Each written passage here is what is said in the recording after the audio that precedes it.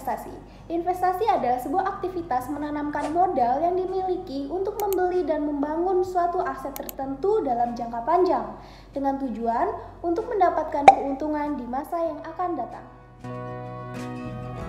Lalu kenapa kita harus invest? Well, bayangin, dulu Indomie tahun 2010 harganya cuma 1.500, sekarang harganya udah 3.500. Kalau dulu uang 50.000 kalian bisa dapat 33 bungkus Indomie, sekarang paling cuma dapat 14 bungkus.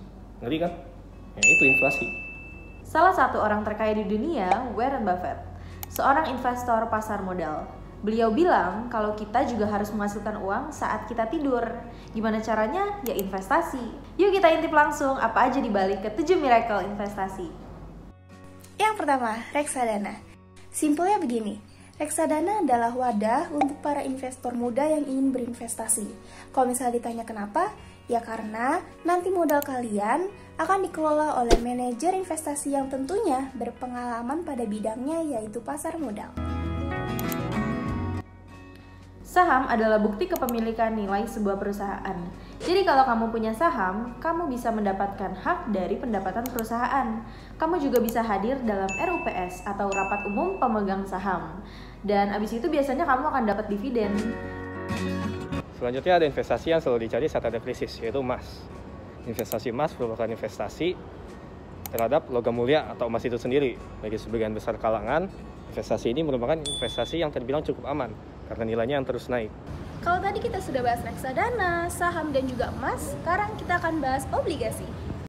Obligasi itu sendiri merupakan surat utang yang berisi janji dari penerbit seperti pemerintah, perusahaan swasta, maupun korporasi. Intinya, obligasi itu adalah surat utang yang dapat diperjualbelikan kepada masyarakat. Kalau deposito, kira-kira apa sih artinya?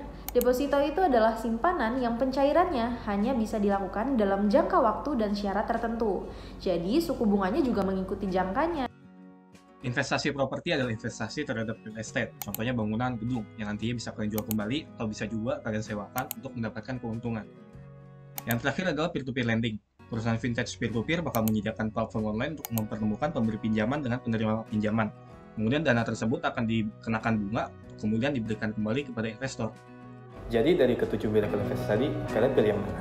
Kalau aku sih pilih saham. Kalau aku reksadana. Kalau Kalau kalian? kalian?